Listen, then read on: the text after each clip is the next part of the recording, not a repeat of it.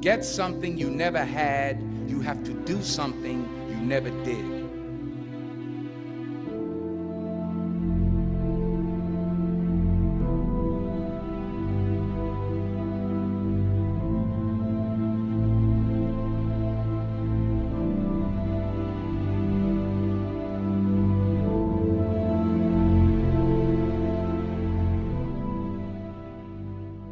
Pour quelle raison faites-vous ce genre de choses ? Une raison ? J'y ai jamais vraiment réfléchi. Mais est-ce qu'on a vraiment besoin d'une raison pour accomplir des choses ?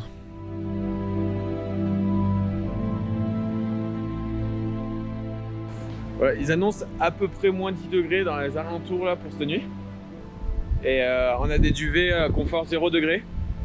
Bon c'est ça, c'est pas mal. On va passer une bonne nuit. c'est les bons plans, c'est les bons plans de notre guide de montagne ça. Ah notre guide là. On vient de finir de faire les sacs là. On a le sac de Virgile qui pèse à peu près 45 kg. Et celui de mon frère qui pèse entre 1 tonne et 2 tonnes. Ouais, je vais les lâcher. Voici ma dégaine, moi. Fais comme si c'était un personnage dans un jeu vidéo. Ok, là ça fait 40 minutes on est parti. Le but de prestation est là. On va sur le ballon du Chardon, c'est un petit glacier. Au moins on va pouvoir se faire la main. Voilà, c'est la première fois qu'on fait de l'alpinisme avec Virgile. Il y a notre guide qui sait où il va là, ça se voit. Bon, il y a un petit problème, le pont il est cassé. Du coup, on doit traverser par la rivière. J'ai vu tous les Bear Grylls, mais j'ai un peu la flemme de me mettre à poil, donc on va essayer de la sursauter quoi. Donc là, il y a mon frère qui cherche un endroit pour passer. Ça doit être ici le mieux, mais le problème c'est que les pierres elles sont mouillées. Si on atterrit dessus et qu'on glisse, et qu'on tombe dans ce torrent, notre espérance de vie c'est 4 secondes max. Et c'est un guide de montagne qui nous l'a dit. On dirait pas, mais il y a quand même 1m50 facile. Oh! Let's go! Let's go!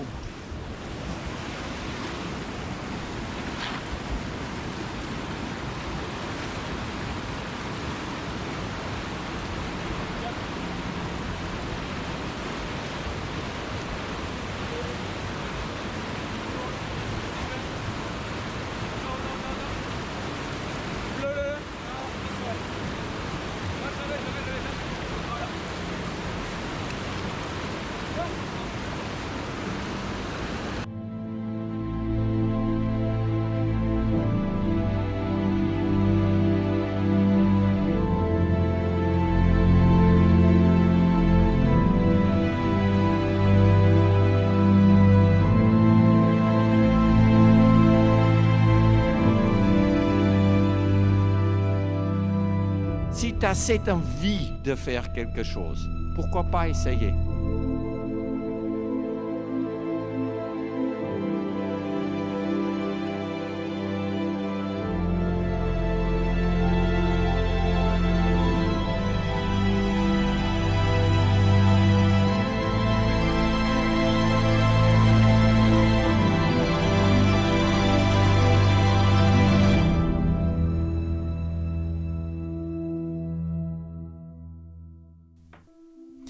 Quel est votre objectif ?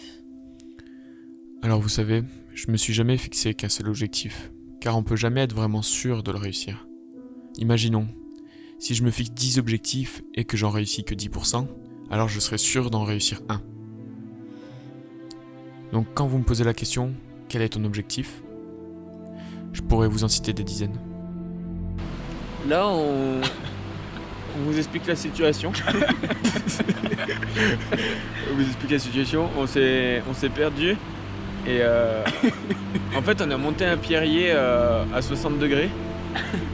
Jamais emprunté par ne serait-ce quelconque animal. Donc à chaque pas, il y avait une montagne qui s'écroulait. Malgré cette épreuve où Virgile, on l'a confondu avec un rocher à un moment tellement il descendait, il glissait vite. Et ben, on est tombé sur une sorte de petit bivouac, bien sympa. Voilà, en fait, peut-être que c'est pas un bivouac, c'est juste 3 cailloux empilés, tout simplement. Tout simplement, peut-être qu'on s'est juste trompé. Mais grâce à la technique des 5 matelas de Julien, on a une super tactique. On n'aura pas froid parce que on se met en format coquillette. On veut dormir sur la tranche. il nous a conseillé de dormir sur la tranche. Ah, j'ai une crampe. Voilà, ça avait qu'à voir. Il y a encore l'eau chaude. Il fait moins 12 demain quand c'est. Bah là, on boit un petit thé, on s'est fait de la polenta, des trucs bien sympas. Et on appréhende d'aller dormir parce qu'il fait vraiment très froid quoi. On est au mois d'août et il fait moins 10. On est moins 10. À 20h. Ah, j'ai notre crampe.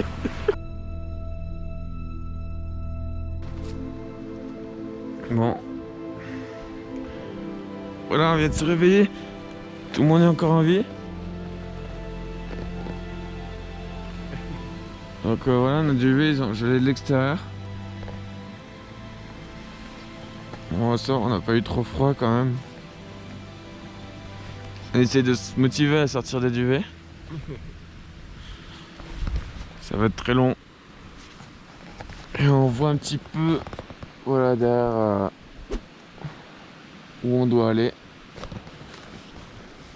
Il y a à peu près 400-500 mètres de dénivelé. On a un temps magnifique. On a vraiment de la chance d'être là. Et là, en fait, on est un petit peu entre plusieurs glaciers, petits glaciers, et on cherche un peu où on va se faire un peu la main, où on va apprendre et pratiquer un peu les techniques d'alpinisme. Et du coup, on a choisi d'aller plutôt vers là-bas parce que on voit quand même que c'est une grosse pente et que c'est pas dans une vallée, donc ça risque pas grand-chose pour les chutes de pierre. Voilà, ça a pas l'air trop engagé. Donc, on se dirige là-bas avec Virgile, tranquille. Mon frère, il est allé poser son éponge de mer. Et puis on se retrouve devant le glacier. On se rapproche du sommet.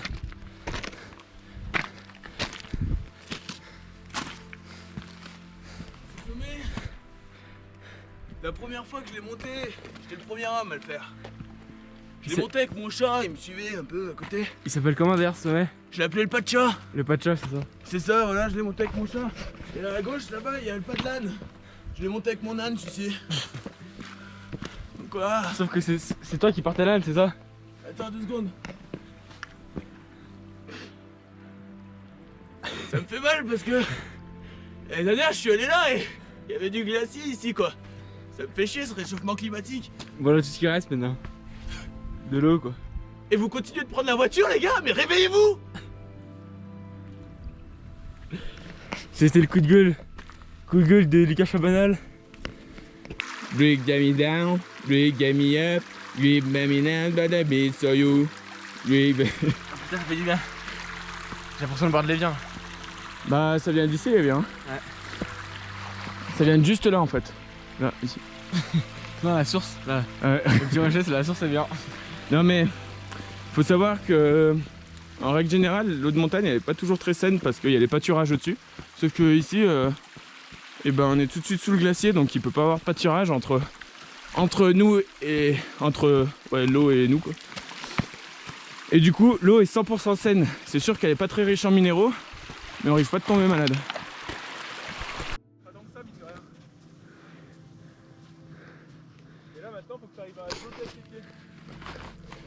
Ouais. Là on s'entraîne au cas où si on glisse à se freiner avec nos talons. Donc on fait exprès de glisser. Allez c'est parti. Wesh. Et tu fais quoi gros? C'est énorme. Par contre j'ai plus de dos là. Ah ça m'a raclé le dos.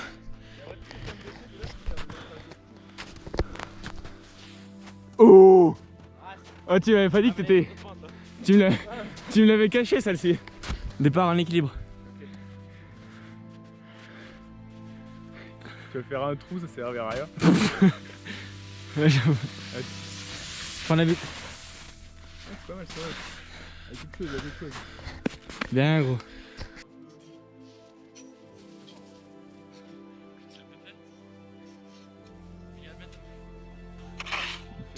T'as tranché pour pouvoir faire passer la corde. Ensuite, je vais essayer de refaire le nœud qui est super important, c'est un nœud Donc tu m'as dit qu'il permet de pouvoir remettre du mou. C'est un nœud qui est auto-bloquant, Voilà, qui qui- permet de se débloquer pour pouvoir ajuster la longueur de corde. Voilà, de si, l'assurage. si la personne remonte et laisse un peu de mou, comme ça on va pouvoir tendre la corde. C'est pas éteint. Non, t'inquiète. Et donc là, on va le rentrer d'un côté, et ensuite on va aller de l'autre côté. Et là, on Comme ça. rejoint il est parfait. Et là, il est parfait parce que les deux cordes se croisent à l'intérieur. Ouais, une qui part de chaque côté. Ouais. Ensuite, on l'enfile. Il faut que ce soit. Si on est, moi ça va parce que c'est une corde ronde, mais si c'est comme Virgile, il faut que ça soit bien à plat sur le pilet. Des boules. Voilà. Voilà, on l'enfile bien. Hop, c'est bon là. Ensuite, on vient planter la pointe.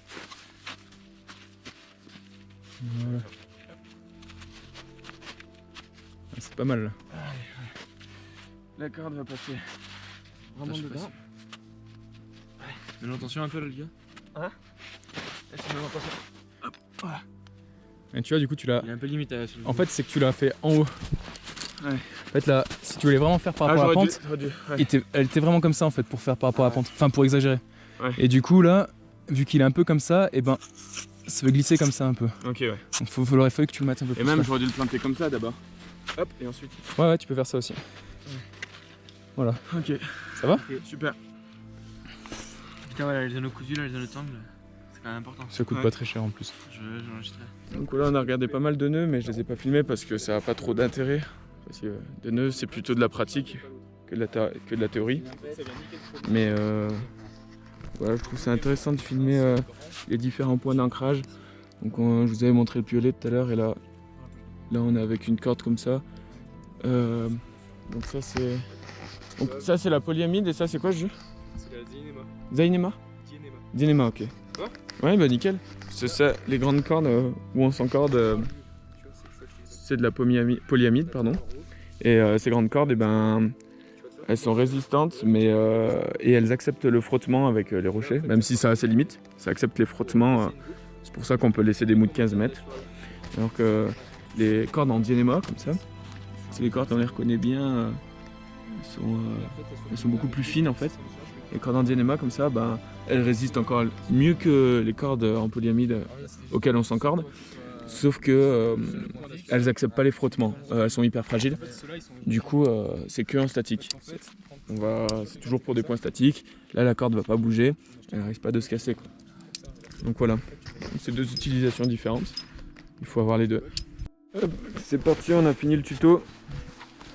On est prêt pour attaquer le petit glacier là. Donc là, on attend que Vivi il soit à longueur de corde, qu'il soit tendu avec toi. Ouais, c'est ça. Donc là, il y a Si, ça. on est bien là sur les longueurs de corde, on est nickel là, les gars. Voilà. Donc là, ce nœud là, c'est au cas où c'est un nœud de blocage. Hop, c'est pour freiner la corde s'il y en a un. Il y a même beaucoup de longueur, mais bon, plus il y a de longueur et plus c'est safe. Allez, c'est parti. Moi, je suis au milieu, hein, et à la fin, et Julien pour m'assurer. Là, on peut voir des crevasses juste à gauche. Il peut en avoir sous nos pieds de partout, donc il faut bien faire attention.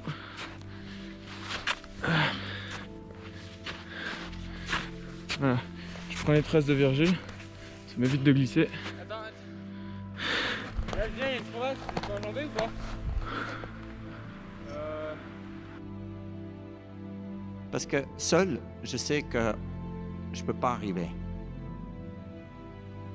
C'est égoïste. J'ai sauvé, en sauvant ta vie, j'ai sauvé ma vie. Quel est votre conseil pour quelqu'un qui souhaiterait devenir meilleur?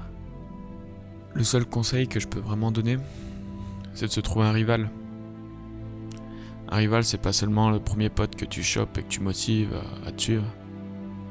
Ton rival, c'est quelqu'un que tu vas galérer à dépasser, avec qui il y aura vraiment un sentiment de compétition. Tu feras pas des choses avec lui juste pour t'amuser, mais pour te mesurer. Et à partir de ce moment-là, ce qui commença comme une rivalité te permettra de progresser et de créer quelque chose d'encore plus complexe.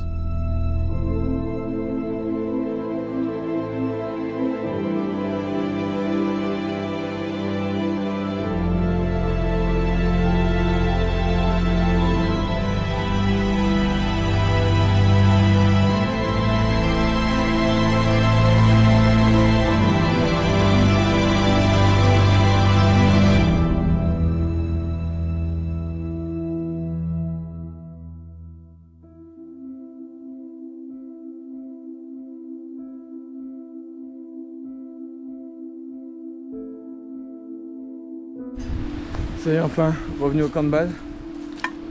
Hop. On va casser la croûte vite fait, on vient de tout là-haut. Bon. Et bah voilà, plus qu'à descendre.